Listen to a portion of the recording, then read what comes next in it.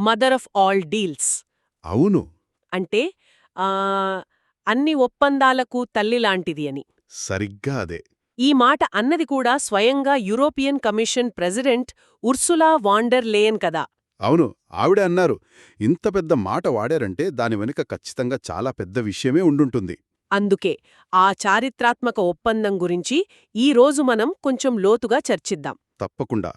మనం మాట్లాడుతున్నది భారతదేశం, యూరోపియన్ యూనియన్ మధ్య కుదిరిన స్వేచ్ఛా వాణిజ్య ఒప్పందం గురించి. దీనిపై జనవరి 27, 2026న సంతకాలు జరిగాయి. అవును. దీని ప్రాముఖ్యతకసలు నిదర్శనమేంటంటే మన 77వ గణతంత్ర దినోత్సవ వేడుకలకు ముఖ్య అతిథులుగా వచ్చారు. యూరోపియన్ కమిషన్ అధ్యక్షురాలు ఇంకా యూరోపియన్ కౌన్సిల్ అధ్యక్షుడు ఆంటోనియో కోస్టా కూడా. అవును, ఇద్దరు. ఇది చాలా అరుదైన గౌరవం అన్నమాట. అంటే ఇది కేవలం ఒక మామూలు వాణిజ్య ఒప్పందం కాదనమాట. అస్సలు కాదు. దీనివల్ల మనకు వాళ్లకు లాభాలేంటి? అన్నింటికన్నా ముఖ్యంగా ఒకప్పుడు మనల్ని దోచుకున్న యూరోపియన్ కంపెనీలతోనే ఇప్పుడు మనం సమానంగా నిలబడటం. ఈ మార్పును అర్థం చేసుకోవాలి. మీరు చాలా ముఖ్యమైన పాయింట్ లేవనెత్తారు. ముందుగా ఆ మదర్ ఆఫ్ ఆల్ డీల్స్ అనే పేరెందుకొచ్చిందో చూద్దాం. సరే, ఇది ప్రపంచంలోనే అతి పెద్ద స్వేచ్ఛా వాణిజ్య ఒప్పందం. ఎంత పెద్దది? ఇది దాదాపు 200 కోట్ల జనాభాను ప్రభావితం చేస్తోంది. అంటే భారతదేశం ఇంకా 27 యూరప్ దేశాలు. వావ్! ప్రపంచ జీడీపీలో 25% అంటే 4వ వంతు. ప్రపంచ వాణిజ్యంలో 3వ వంతు ఈ రెండు కూటముల చేతుల్లోనే ఉంది. అందుకే ఇది అంత పెద్ద విషయం. ఇది ఒక్కరోజులో కుదిరిన డీల్ కాదు కదా. దీని వెనుక చాలా పెద్ద కథే ఉంది. ఓ, చాలా పెద్ద కథ. దాదాపు 18 సంవత్సరాల సుదీర్ఘ చర్చల తర్వాతే ఇదొక కొలిక్కొచ్చింది. 18 సంవత్సరాలా? అవును. 2007లో మొదలై 2013లో ఆగిపోయి మళ్లీ 2022లో మొదలయ్యాయి చర్చలు. ఇంత ఆలస్యం ఎందుకయ్యింది? అసలు అడ్డంకులేంటి? దానికి చాలా కారణాలున్నాయి. ముఖ్యంగా కార్లపై సుంకాలు, వ్యవసాయ ఉత్పత్తులు, మేధోసంపత్తి హక్కులు, ఇలాంటి విషయాల్లో ఏకాభిప్రాయం కుదరలేదు. కానీ ఇప్పుడు కుదిరింది. అవును. మారుతున్న ప్రపంచ రాజకీయ పరిస్థితులు, ముఖ్యంగా చైనా దూకుడు, రష్యా ఉక్రెయిన్ యుద్ధం, ఇవన్నీ ఇరుపక్షాలను దగ్గర చేశాయి. సరే, ఇక ఒప్పందంలోని ఆర్థికాంశాల్లోకి వెళ్దాం. ముఖ్యంగా టారిఫ్లు అంటే సుంకాల తగ్గింపు. అదే ముఖ్యం. ఈ ఒప్పందం ప్రకారం ఈయూ నుండి మన దేశానికొచ్చే 96.6% వస్తువులపై సుంకాలను తొలగించడం లేదా భారీగా తగ్గించడం జరుగుతుంది. అంటే యూరప్ నుంచి వచ్చే కార్లు, వైన్, చాక్లెట్లు ఇవన్నీ చౌకగా దొరుకుతాయా? దొరుకుతాయి. అయితే ఇక్కడొక సందేహం. యూరప్ నుంచి కార్లు, మద్యం వంటివి చౌకగా వస్తే మన దేశీయ పరిశ్రమలకు నష్టం జరగదా? చాలా మంచి ప్రశ్న అడిగారు. ఖచ్చితంగా ఆ ఆందోళన ఉంది. అందుకే ఈ సుంకాల తగ్గింపు ఒకేసారి జరగదు. ఓ, అలాగా? అవును. దశలవారీగా దాదాపు 7 నుండి 10 సంవత్సరాల వ్యవధిలో అమలు చేస్తారు. ఉదాహరణకు కార్లపై ప్రస్తుతం 110% వరకు ఉన్న సుంకాన్ని 110%? అవును, దాన్ని నెమ్మదిగా 10–40% శ్రేణికి తీసుకువస్తారు. అలాగే స్పిరిట్స్పై 150% వరకు ఉన్న సుంకాన్ని 40%కి తగ్గిస్తారు. అంటే మన కంపెనీలు కూడా పోటీకి సిద్ధపడ్డానికి సమయం దొరుకుతుందన్నమాట. ఖచ్చితంగా. పైగా మన ఎగుమతులకు కూడా భారీ ప్రయోజనముంది. మన ఎగుమతులకు ఎలాంటి ప్రయోజనముంటుంది? మనం యూరప్కు ఏం అమ్మగలం? ఇక్కడే అసలు విషయం ఉంది. మన వస్తువుల్లో 90% కంటే ఎక్కువ వాటిపై యూరప్ మార్కెట్లో ఉన్న టారిఫ్ అడ్డంకులను తొలగిస్తారు. అంటే మన వస్తువులు వాళ్లకి చౌకగా దొరుకుతాయా? అవును. ముఖ్యంగా మన వస్త్రాలు, రత్నాలు, ఆభరణాలు, తోలు వస్తువులు, వీటికిదొక పెద్ద వరం.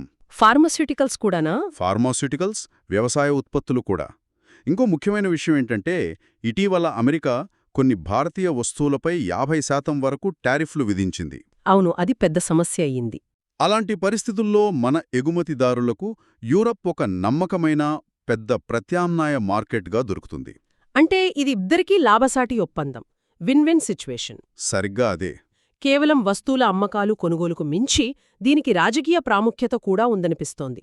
యూరోపియన్ కౌన్సిల్ ప్రెసిడెంట్ దీనిని జియో పొలిటికల్ స్టెబిలైజర్ అన్నారు. ఏంటి ఆ మాటకర్థం? ఇప్పుడు అసలు కథలోకొస్తున్నాం. ప్రస్తుతం ప్రపంచవ్యాప్తంగా చాలా దేశాలు సంరక్షణావాదం వైపు వెళ్తున్నాయి. అంటే ప్రొటెక్షనిజం. అవును. తమ దేశీయ పరిశ్రమలను కాపాడుకోవడానికి దిగుమతులపై భారీగా సుంకాలు విధిస్తున్నాయి. దీన్నే టారిఫ్ తగాదాలు అని కూడా పిలుస్తున్నారు. ఇలాంటి సమయంలో ఈ ఒప్పందం ఒక సందేశం పంపుతోందా? ఒక బలమైన సందేశం పంపుతుంది. ప్రపంచంలోనే అతిపెద్ద ప్రజాస్వామ్య దేశమైన భారతదేశం, అతిపెద్ద ఆర్థిక కూటమి అయిన యూరోప్ కలిసి మేము స్వేచ్ఛా వాణిజ్యానికి కట్టుబడి ఉన్నాం అని ప్రపంచానికి చెబుతున్నాయి. ఇది చైనా+1 వ్యూహానికి కూడా బాగా కలిసొస్తుందని అంటున్నారు. ఏమిటి ఆ వ్యూహం? చైనా+1 ఇది ఇటీవలి కాలంలో బాగా ప్రాచుర్యం పొందింది. సింపుల్గా చెప్పాలంటే చెప్పండి. ఇప్పటివరకు ప్రపంచంలోని చాలా పెద్ద కంపెనీలు తమ ఫ్యాక్టరీల కోసం, ముడిసరుకుల కోసం పూర్తిగా చైనాపైనే ఆధారపడ్డాయి. కాని కోవిడ్ తర్వాత వాళ్లకొక విషయం అర్థమైంది. కేవలం ఒకే దేశంపై ఆధారపడటం ప్రమాదకరమని. ఖచ్చితంగా. అందుకే చైనాకు ప్రత్యామ్నాయంగా మరో దేశంలో తమ కార్యకలాపాలను విస్తరించాలని చూస్తున్నారు. ఆ మరో దేశం భారతదేశం కావచ్చని వాళ్ల ఉద్దేశమా? ఎందుకు కాదు? మనకున్న ప్రజాస్వామ్యం, మన మార్కెట్ పరిమాణం, మన నైపుణ్యంగల కార్మిక శక్తి ఇవన్నీ వాళ్ళని ఆకర్షిస్తాయి. ఈ ఒప్పందం దానికొక అధికారిక ముద్ర వేస్తుంది. యూరోపియన్ కంపెనీలకు భారతదేశంలో పెట్టుబడులు పెట్టడం సులభమవుతుంది. చాలా సులభమవుతుంది.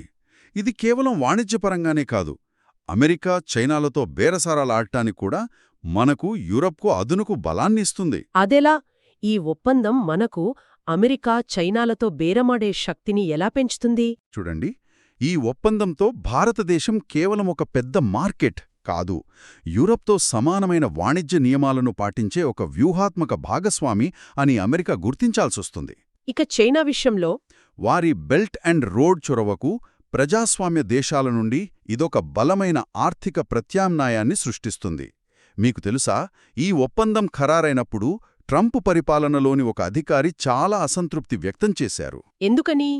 ఎందుకంటే వారు భారతదేశంతో ఇలాంటి ఒప్పందం చేసుకోలేకపోయారు. ఇది చాలు దీని భౌగోళిక రాజకీయ ప్రభావాన్ని అర్థం చేసుకోవడానికి. ఈ రాజకీయాల గురించి మాట్లాడుతుంటే ఇందులో ఉన్న చారిత్రక వ్యంగ్యం గుర్తుకొస్తుంది. ఒకప్పుడు ఇదే యూరోపియన్ కంపెనీలు మనల్ని పరిపాలించాయి కదా? అవును. ఆ గతం నుండి ఇప్పటి ఈ సమాన భాగస్వామ్యం వరకు జరిగిన ప్రయాణం వింటుంటేనే ఏదో సినిమా చూస్తున్నట్టుంది. నిజంగా సినిమాటిక్ అనే చెప్పాలి. 1600లో స్థాపించబడిన బ్రిటిష్ ఈస్ట్ ఇండియా కంపెనీ ఒక వ్యాపార సంస్థగా మన దేశంలోకి అడుగుపెట్టింది. కాని అది ఒక సామ్రాజ్యంగా మారింది. అవును. ఆశ్చర్యకరమైన విషయమేంటంటే ఆ కంపెనీకి 2,60,000 మంది సైనికులతో కూడిన సొంత సైన్యముండేది. అప్పటి బ్రిటిష్ సైన్యం కంటే రెట్టింపది. అవును. ఒక ప్రైవేట్ కంపెనీకి అంత సైన్యం ఊహకు అందదు. వాళ్లు అమలు చేసిన సంపద దోపిడీ లేదా డ్రెయిన్ ఆఫ్ వెల్త్ మనని చాలా దెబ్బతీసింది. 17వ శతాబ్దంలో ప్రపంచ జీడిపిలో 25% వాటా ఉన్న భారతదేశాన్ని కేవలం ముడిసరుకులు సరఫరా చేసే దేశంగా మార్చేశారు. అదొక ప్రణాళికాబద్ధమైన దోపిడీ. మన వస్త్ర పరిశ్రమను నాశనం చేయడానికి భారతీయ వస్త్రాలపై 70 నుండి 80% వరకు అధిక సుంకాలను విధించారు. మన బట్టలు యూరప్లో ఖరీదైనవిగా మార్చేసి వారి బట్టలను మన మార్కెట్లో నింపేశారు. సరిగ్గా అదే చేశారు. అది గతం. కానీ ఇప్పుడు చరిత్ర చక్రం తిరిగింది.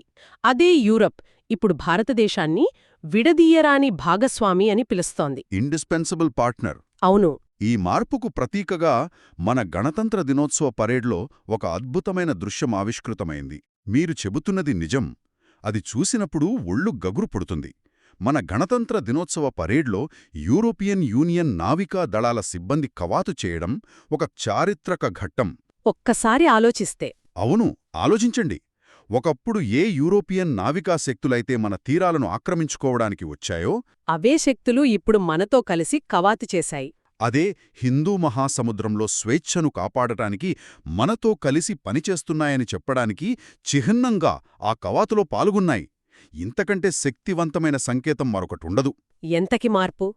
1787లో పన్నులు వసూలు చేసే అధికారాన్ని వాళ్లు చేజుక్కించుకుంటే నేటి ఒప్పందం పరస్పర ప్రయోజనాల కోసం పన్నులను తగ్గించుకోవడంపై దృష్టిపెట్టింది. ఈ ఒప్పందం కేవలం వాణిజ్యానికి మాత్రమే పరిమితం కాలేదు కదా?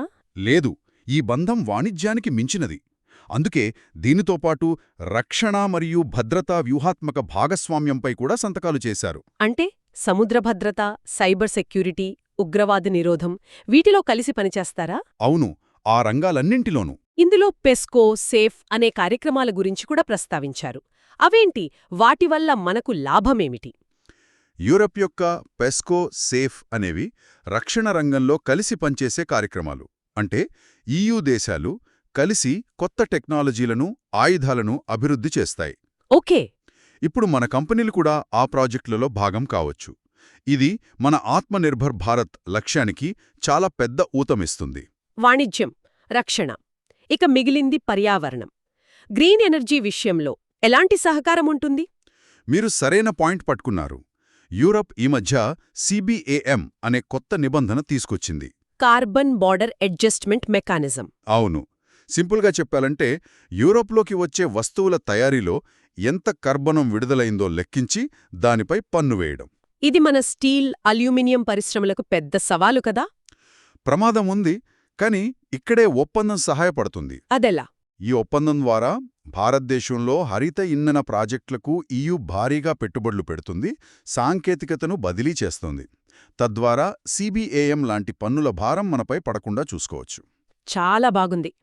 ఇక చివరిగా నిపుణులు, విద్యార్థుల రాకపోకల గురించి కూడా ఇందులో మొబిలిటీ ప్యాక్ట్ అనొకటుంది కదా?